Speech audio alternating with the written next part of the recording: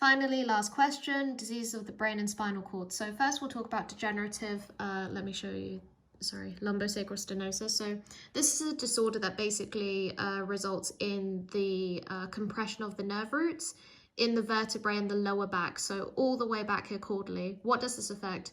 It basically affects the hind legs. It's very hard for these dogs to use their hind legs. Their tail becomes weak. They don't just lose control of the bones, but even the organs, so they become incontinent. Dogs often experience pain when the lower back is touched. We already talked about lumbosacral disease as an example. They may not realize where their paw position is. They lose a sense of their paw position sense. Muscle wastage, you can see even here, there's not much mass around the ilial wings, and they have weakened reflexes in the hind legs.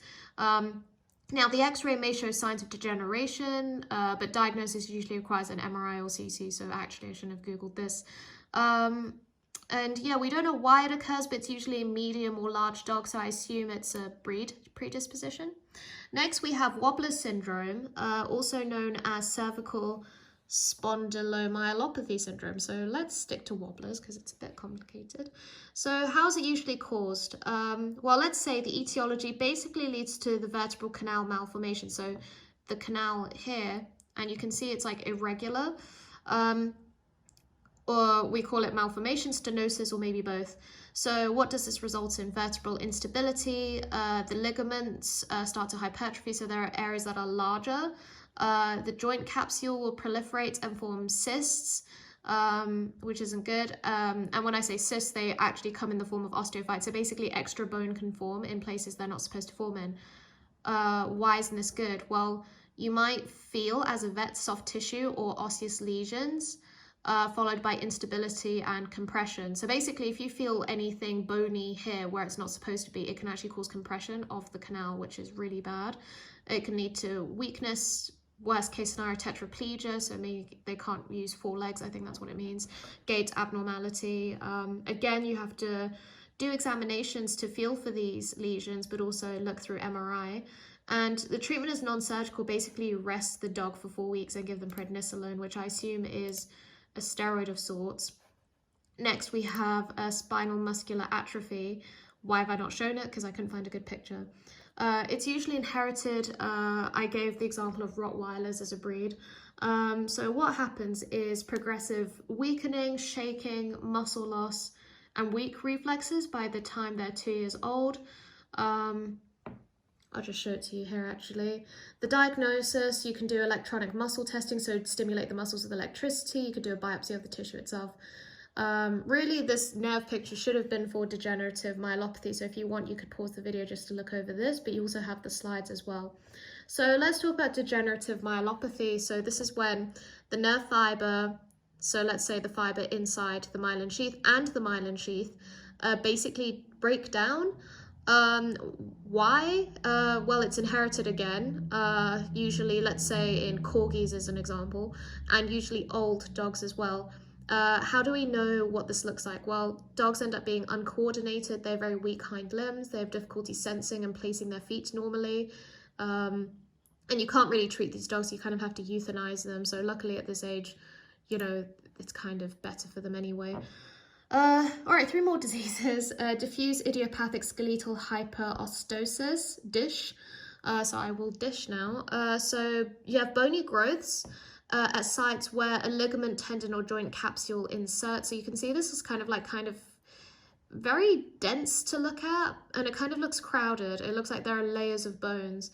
And it usually affects the lower back and chest, which is why we've gone beyond the thorax and we're quite caudal again. It worsens with age, and it's usually in boxers actually. So you'll get spinal pain and stiffness if you palpate the back, and you'll treat them with analgesics, of course, because it's painful. Next, we have spondylosis deformans. We've already used this picture, so I won't go too much into it, but it's when you have bony growths underside of the spinal vertebrae. So the bony growths are here. You can see there's a sort of dip. And again, it's usually in boxers. So just remember, boxers usually have these 2 diseases, DISH and spondylosis deformans. Feel free to pause or use your slides. Next, we have intervertebral disc disease in dogs. What is it? It's when the spinal cord begins to basically break down, and this compresses not only the spinal cord, but it can also compress the nerves. Not every time, but sometimes. Where does this usually occur? We can see that this is a very small dog, and the spinal discs can begin degenerating in the first few months of life. Herniated discs, or slip discs, if you will, are most common in the neck and in the middle of the back. They've just shown here for some reason. And the neck herniated, so you have different signs based on where the discs herniate. So if the discs herniate around the neck region, you'll get pain here, stiffness, muscle spasms, or weakness. Mild or total leg paralysis, because remember, all the nerves are connected, like you have the brachial complex nearby, or plexus brachialis if you prefer. Now, if you have a herniated disc in the back, you have back pain, possible spinal curvature, reluctance to move. So say like kyphosis, you might see they might lose control in their hind legs, paralysis and incontinence again if it's very caudal. How do you diagnose this? You can use X-ray actually, but also CT, MRI to show slipped discs. X-ray, remember, only shows you like the view that you see, whereas like CT and MRI, they're 3D, so they're more accurate. Now if they're paralyzed, you can see if they feel any pain in their toe or tail. So basically, you can use hemostatic forceps, that's in another question, to pinch them, and if they have a behavioral response, then obviously they're in pain. So how do you treat it? Well, in a mild case, you just rest them and give them painkillers, because it's very painful if you have a slipped disc. And we know that it can be treated in humans, so it's not always like a death sentence. But if it's more severe, because as we said, you know, even younger dogs can get it, you know, it doesn't matter if they're just small.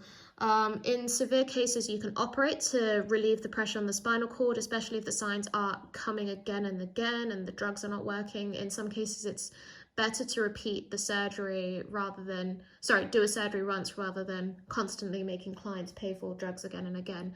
And that's the last of the surgery questions.